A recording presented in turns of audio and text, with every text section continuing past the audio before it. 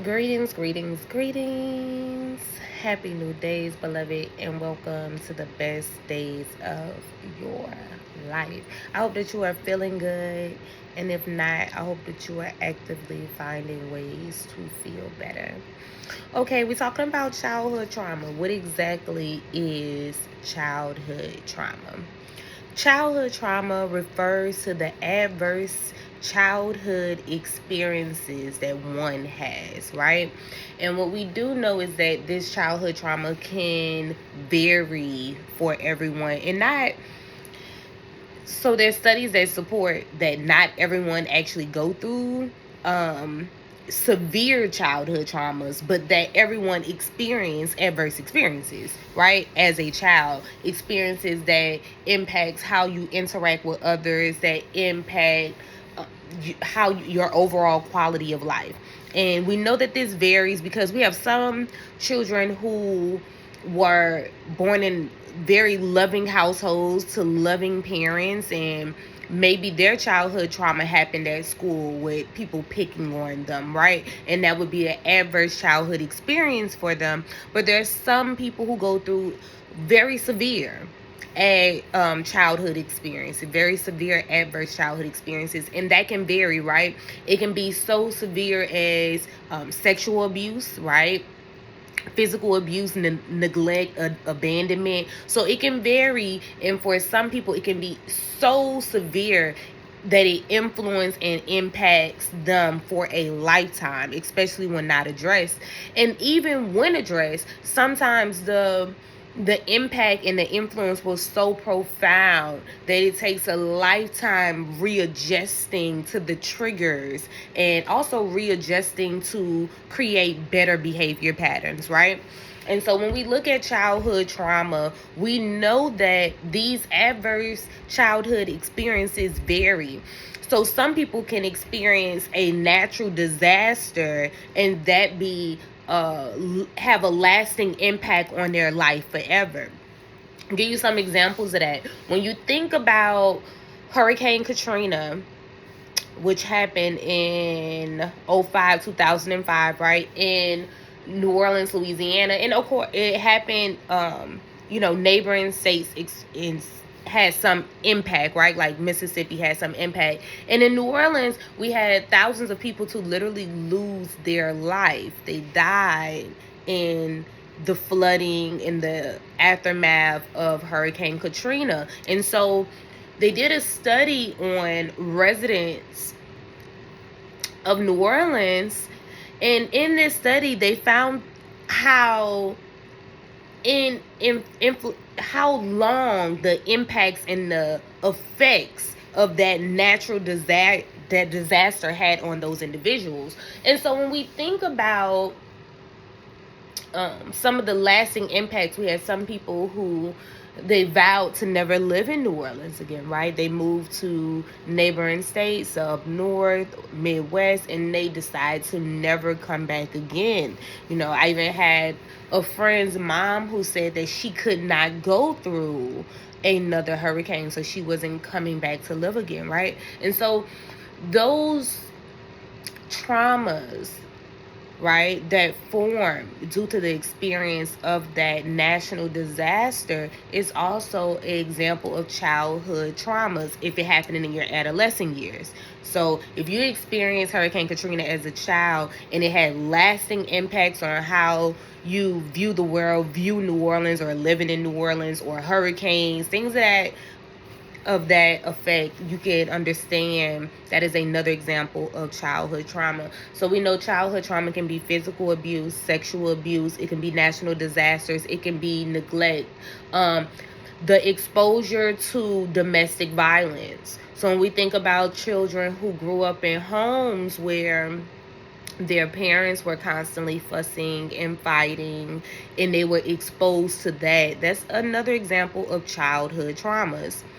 So, and also simply being raised in a single parent household can have its adverse childhood experiences as well, right? So sometimes statistically was proven what tends to happen in single parent households, typically those parents have to work multiple jobs. They're not working one job just while the child is at school.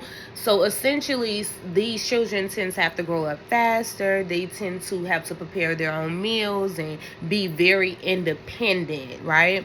And when I even think about my experience as a mother who didn't raise her son with the father, just looking at my son's overall development, we know that's is connected to that experience of having a single parent. So their upbringing look different, okay?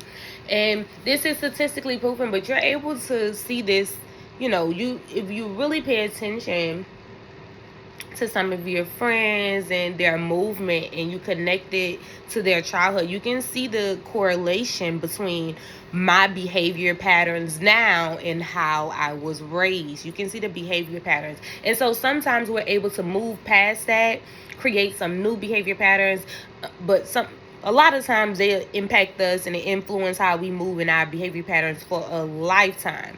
So the experience of having a father that abandoned me and was neglectful in his parenting, that can very well influence how I show up in relationships, how I show up as a parent. We have some parents who can be overbearing because of their own experience, right? So because of my experience, it hindered me from allowing my child to have, go to sleepovers and how he interacted with others because of my own experiences. And this tends to happen to most of us. We look at our experience, and now because of those experiences, I am going to respond like this to the rest of the world. So you can see how those experiences can shape how you move in your intimate relationships, in your friendships, and even how you interact with yourself.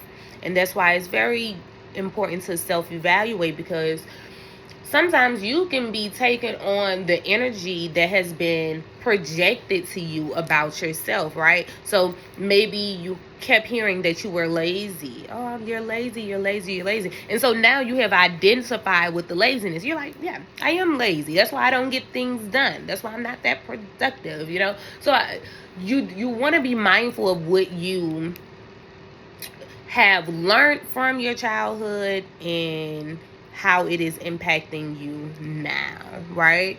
And so sometimes you have to reject certain beliefs that have been developed during that time. And you want to see how those beliefs are connected. Sometimes you need to acknowledge certain behaviors, and then you're actively working to change it. So if you're dealing with procrastination, understand why the procrastination is there. Sometimes you're procrastinating because you don't realize that you're depressed. You don't realize that you're dealing with trapped stress in the body. You're dealing with trapped trauma in the body. And so your body can be responding to all of that stress and trapped trauma and abuse that you have not dealt with and acknowledged, and it shows up as procrastination, right? Sometimes it can show up as jealousy. You not being able to celebrate your friends and celebrate other people's happiness and success and joy can be very well connected to childhood trauma, to early on abuse and neglect and abandonment, maybe judgment. Maybe your parents was always comparing and contrasting you to people around you. All of that can very well be connected to certain inner conflicts that you're experiencing, okay? And so give you an example of those inner conflicts. So, growing up, people always, my mom didn't do this, she did a very good job of never acknowledged that, right? But other people like aunts and friends and people, hairdressers. So what I'm referring to is experiences with my sister. Her hair was a lot more, I would say she had a lot looser curls, right? So people would always compare and contrast us. Oh, CG's hair is so hard to deal with. It's so thick. It's so much. And, you know, I prefer doing some eye hair. Oh, no. I'm going to do some eye hair first. I don't feel like dealing with all that right now. So just hearing those experiences, right, of hearing that your hair is too much, it's too wild, it's too thick, it created an inner conflict with myself when it pertains to my hair. So I once, probably like senior year in high school, I became literally addicted to always wear weaves, to the point where you never see, for a couple of years, you never seen my hair. Like, no one would ever see it. The day I would get a weave out, I would get a weave in. I had taken on those judgments and perspectives of my hair is too thick, it's too rough to deal with, so I'm just going to cover it all up every day. You're never going to see it, right? Because it's too hard to deal with. So I started telling myself, yeah, your hair is too hard to deal with, and you should wear weaves and wigs every day to help you. So that is the example of how you can take on those experiences in your childhood, those adverse childhood experience, and then internalize it and keep on those same thoughts for the rest of your life, right? And it can look different sometimes. Another example, me having a child early, being a teenager pregnant, and hearing, oh wow, you're not gonna do this, you can't do that, you can't do this, you can't do that, you can't do this. It would have been very easy for me to take on those projections and say, you know what, they're right. There's no way I can finish school. There is no way that I can have a good quality of life, and having this kid early, no one's going to want to be with me. So you can easily take on those experiences and hold on to them and think that it is the complete sum total of who you are and how you are defined. And it's not. A lot of times we have to reject a lot of those experiences so that we can have healthy relationships with ourselves, with others, with friends, and have a overall healthy quality of life. And so, just recapping here, when we look at childhood experience, we know this can be physical, emotional abuse. It can be the impact of abandonment, neglect, witnessing or having exposure to domestic violence. Also, just the exposure to having a single parent has a lot of adverse childhood experiences. Some of us was raising our sisters and brothers. I literally got to witness. I had some friends, a lot of things they couldn't do because they had to take care of their siblings. They had to. It wasn't like they were just helping out. They were parents. Some of y'all was full-blown parents at 8, 9. Some of y'all was full-blown parents at 7. I got to see y'all. Y'all was parenting for real, fixing bottles, cleaning and cleansing. Y'all wasn't, yeah. So all of that can have an exposure to that. I have a friend still to this day. She had been raising kids since her adolescence. She had to raise her other siblings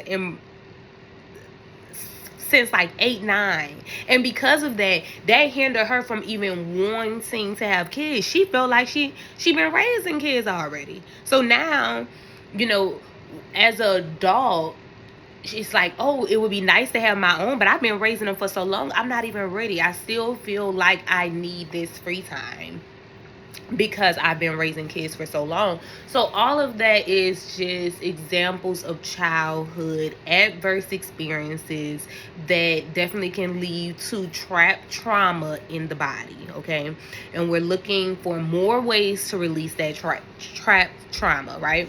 And so when we're looking at ways to release that trapped trauma, I cannot stress enough how important it is for us to, at some point, speak to a mental health professional. I can't stress that enough. A lot of us will never have that experience. That's what it says statistically. A lot of us are completely, even now with all the education about counseling and therapy and getting and seeking a therapist, even with all the information about that, many of us are still, based on the statistics, we're not going to go talk to a professional. And we need to. We don't even realize how hurt and in pain we are because we've been there for so long. I remember when I first started feeling better, I was so scared. I didn't even know. I was like, whoa. Wait, you can feel good here? You can feel good like in this playing field? I did not know. I had been in severe pain and stress and agony and depression for so long. By the time I started experiencing heaven, I was a little scared.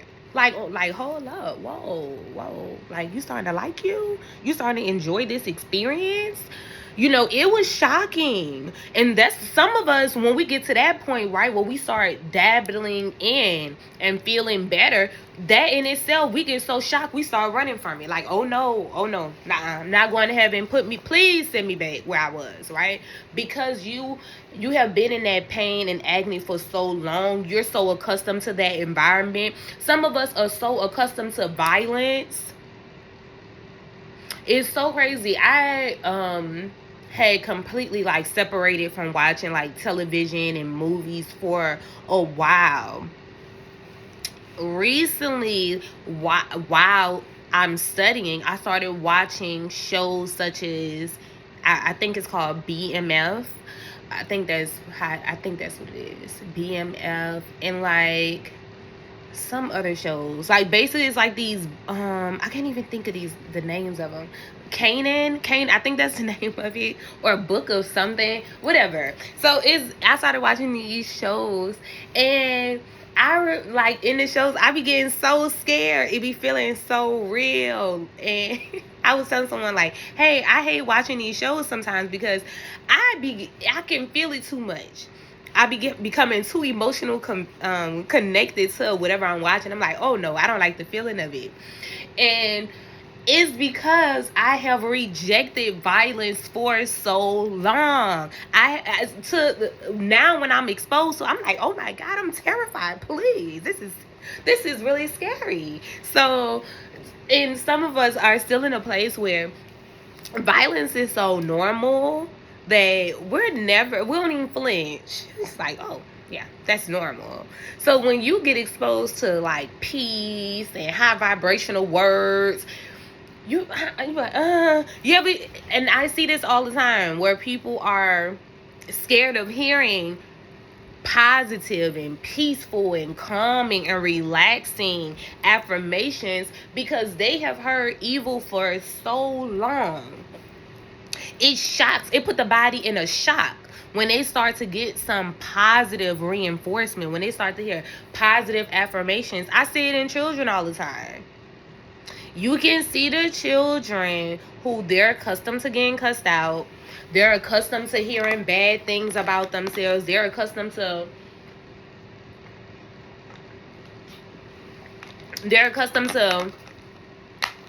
violence. You can see it. Like their first response be like, I'm about to whoop dude behind because he took my crayon, and that's what he about to get.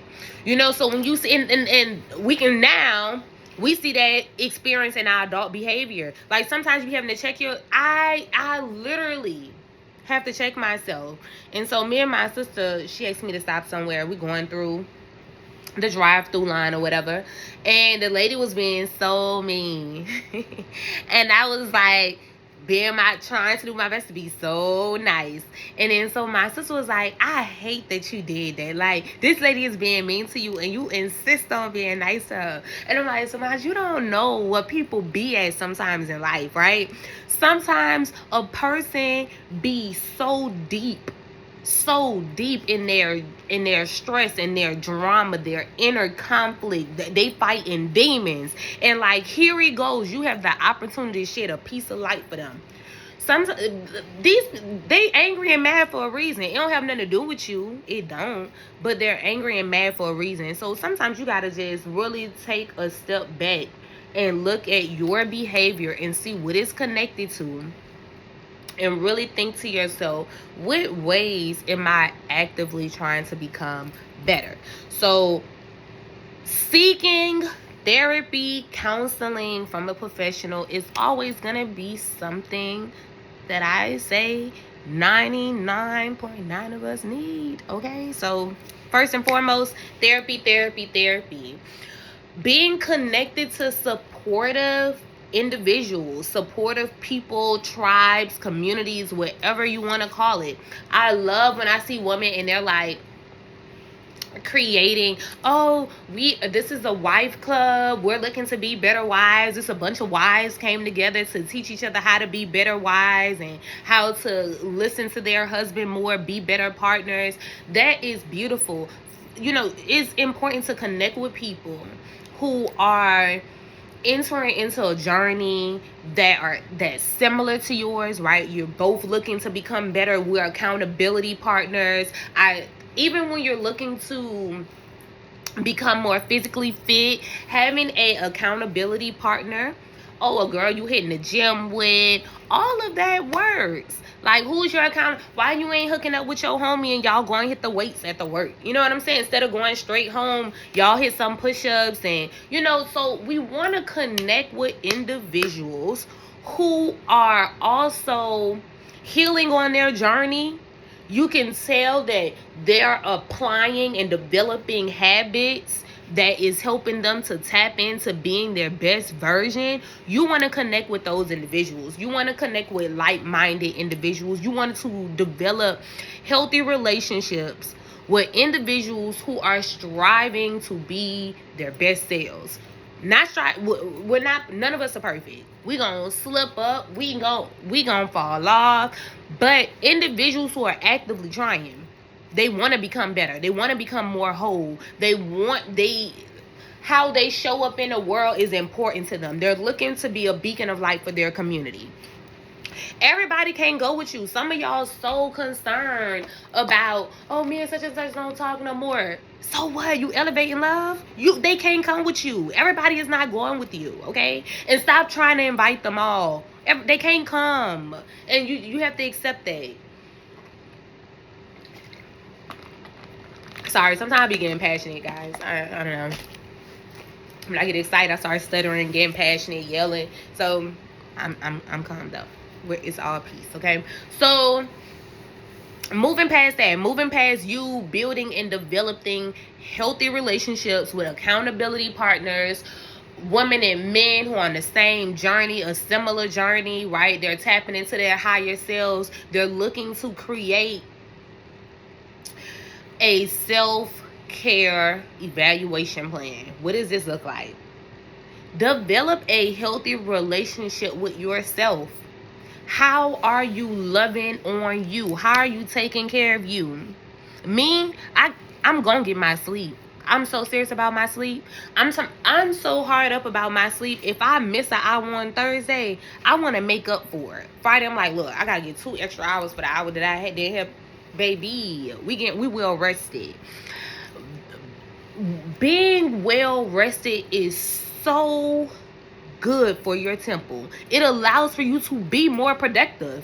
It allows for you to take in more oxygen. Your cells are being able to rejuvenate in your sleep and do more work for you, right? When you resting, it's killing toxic cells, killing negative thinking patterns. It's important. So you're getting your rest. You are feeding yourself on a chemical level. You are eating fruits and vegetables. You are taking in water. You are being mindful of the substances that you're including in your diet. You have your turmeric, your ginger, your hibiscus. You are literally looking at yourself on a chemical level. If you're dealing with high blood pressure, you have your plan, your diet, the beverages you take in is all connected to addressing that high blood pressure, right? That's how well you take care of you. When you looked and you went to the doctor and they told you your iron was low, you're eating to address that, right? That's taking good care of yourself. You're making sure to get sun, spend time in nature, because this all takes care of you on a spiritual, chemical, emotional, and physical level. You're being physically active. Can't stress that enough. You're making sure to hop on the treadmill 30 minutes. Go take a 30-minute run, a bike ride, a walk in the park. You are being physically active at least 30 minutes every day. Right? Take good care of yourself. If you know, and this what I'm talking about, making a plan for yourself. You know your schedule best. You know what is best for you. I have a friend, she cannot work out in the evening. I work out in the evening. She can't do it. She like, look, if we got to work out in the evening, I'm never going to make it. I just can't do it. I have to do it in the morning when my energy is at the highest. I respect that. She know what is best for her temple. Right? So she has made a covenant or agreement with herself to address her self-care in the best ways that she can. You are making sure you're giving yourself the nutrients that you need. That's what I'm saying on the chemical level. What is it that your temple needs, that your body needs? I was looking at this study, and the study was talking about how we should eat based upon our blood type. I thought that was so cool, right? And it broke it down on a cellular level. This blood type needs this more, and the reason is why. So you gotta really tap into your temple and see what you need, right? You know, some of us are, even if you are not into, like, let's just say you're not into bike riding, you're not into outdoor activities, supplement it. That means you like the gym, right? Or you like at-home workouts. That's why self-care looks different for everyone. Create a individualized plan that is geared to help you reach the goals and objectives that you have for yourself. I can't cook every day. It's just not happening, okay? So for me, having a meal prep day, having a day where I get the majority of the week's cooking is more effective for me. That's just what works for me. I can't do it every day, okay? I'm not into it. So you got to see how to address it for your own self, how to address your self-care, but it's necessary, and it helps to deal with trapped trauma, stress and pain, agony, depression. It helps, anxiety, helps to deal with all of that, right? So moving into another aspect of self-care is practicing relaxation exercises, mindfulness exercises. This is journaling, vlogging about your day, about different experiences you have. This is meditation, this is yoga, this is stretching. So you want to be intentional. A lot of us say, oh yeah, I want to meditate more. I love how it makes me feel when I do, but I don't be doing it like that. But you know it makes you feel better. So put it in your plan. Put it in your day and get it done, right? That's what's going to help you to feel better. Understanding your childhood trauma, that's going to help you feel better.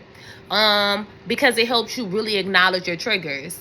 Sometimes I know when I'm being triggered, right? I know when I'm triggered. I got a brother, and I don't, you know, look, you can feel a resistance already in me trying to tell you, right? So we can see how certain situations and people and experiences can trigger us. I have a brother, he doesn't answer my calls and texts the way I would like for him to, okay?